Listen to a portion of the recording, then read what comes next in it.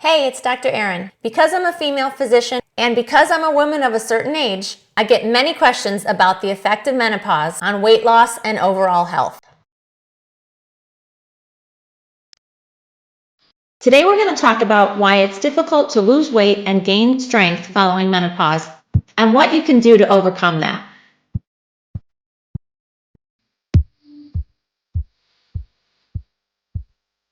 Many women experience depressing weight gain and loss of strength following menopause. The reasons for this are multifactorial. Let's take a look at those first. Number one is a decrease in estrogen. This results directly in an increase in abdominal fat.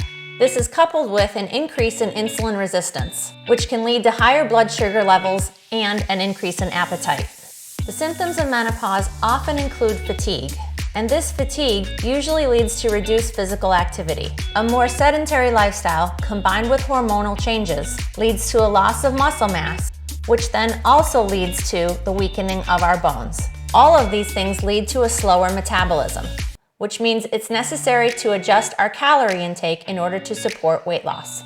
Then take into account that menopause often occurs during a time of very significant life changes, including our children leaving our home, retirement, and caring for our own aging parents. This increased stress can lead to increased emotional eating and increased difficulty with prioritizing our own self-care. Many women assume that losing weight or gaining muscle following menopause is a lost cause. But I'm here to tell you that achieving a healthy weight and getting nice and strong during menopause is entirely possible. And here are my top 5 tips for making it happen. Number 5, managing stress. Chronic stress increases our cortisol levels. Cortisol leads directly to weight gain and actually helps our body hang on to our fat. It's not always possible to reduce all stress, but we can work to unburden ourselves from stress that is avoidable. We can say goodbye to some friends that simply stress us out. And we can learn to begin incorporating stress-reducing activities, like meditation, massage, taking warm baths, reading a good book, or taking a walk in nature. And don't underestimate the power of human touch to reduce stress. This can be as simple as getting your nails done, or even just receiving a hug. If there is no one at home to give you hugs anymore, seek out a volunteer opportunity that includes them. The best way to manage stress overall is my number 4, improving your sleep. The symptoms that begin in perimenopause often make it difficult to sleep. Fluctuating temperatures associated with our hormonal change can lead to a lot of tossing and turning. This tossing and turning leads to a lot of motion in our bladder. This in turn can train us to get up many times during the night. It's extremely important to begin focusing on better sleep habits. This includes establishing a regular sleep routine. This means you go to bed and wake up at the same time every day, even on weekends, even on vacation. Consistency with this helps regulate your body's internal clock, making it easier to fall asleep and wake up more refreshed. Create a bedtime routine to help your body wind down. Activities like deep breathing, meditation, quiet reading, or listening to calm music signal to your brain that it's time to go off to sleep.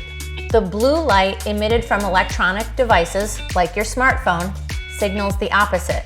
Keep it out of your bedroom, and try not to use it at least an hour before you want to go to sleep. Keep your bedroom cool, quiet, and dark. Invest in a comfortable mattress and pillows.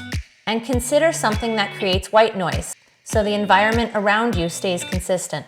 Lastly, limit caffeine and alcohol in the hours before your bedtime. Taking between 300 and 500 milligrams of magnesium glycinate can help calm your nerves and lead to a more peaceful sleep. This leads me to number 3, regular exercise. Incorporating regular physical activity into your daytime can help improve the quality of your sleep and the duration. Aim to get at least 30 minutes of mild to moderate exercise every day of the week. You'll want to avoid vigorous exercise close to your bedtime, as this can energize your body and make it harder to sleep. Many of the women I talk to are focused on the wrong types of exercise for the goals they wish to achieve. If you're hoping to burn fat, exercise that targets only a slight increase in your heart rate is the best type of exercise to choose. Walking is one of the best fat-burning exercises. Women who are postmenopausal should not be just looking to burn fat. You should also be looking to maintain or even gain strength. For this, you need to incorporate regular resistance exercise. This can include resistance against your own body weight.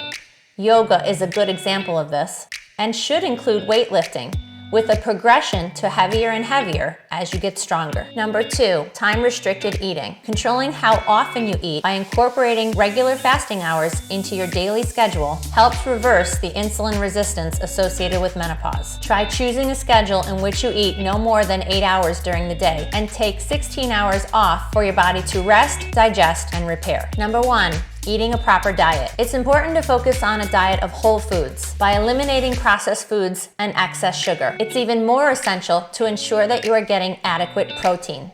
I tell the women I train, if you're not getting enough protein every day, you're allowing your body to fall into disrepair. You're allowing your body to age prematurely, and you're allowing your body to weaken. This leads to an increased chance of injury and a decreased chance for continuing to lead a fully independent life. Combining resistance exercise with adequate protein is the best way to get strong, and strong muscles burn more fat. My clients who want to learn more about resistance exercise join me every morning on Zoom. There we exercise together, and I give them extra tips for how to get stronger faster. And if you need more information on how much protein you need and where to get it, check out my free guide below. I'll leave you the link. If you're still suffering with significant symptoms following this advice, I would recommend seeking professional help. Look for a gynecologist specializing in women's health. A doctor can help you differentiate whether or not your symptoms are actually due to menopause or due to a different underlying disease. They can recommend hormonal therapy tailored to your individual needs. Your family and personal history need to be discussed to assess the safety of hormone replacement therapy for you. Non-hormonal drug therapies can be discussed as well, such as antidepressants to control mood swings or vaginal creams to control dryness. A doctor can test your calcium and vitamin D levels and prescribe supplements as needed, and can offer continued support and counseling over time.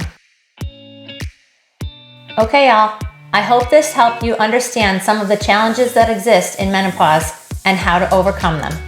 Keep following me here for more free education. And make sure to hit that subscribe button. Subscribing tells YouTube that I'm a valuable content creator. Until next time, stay healthy, friends.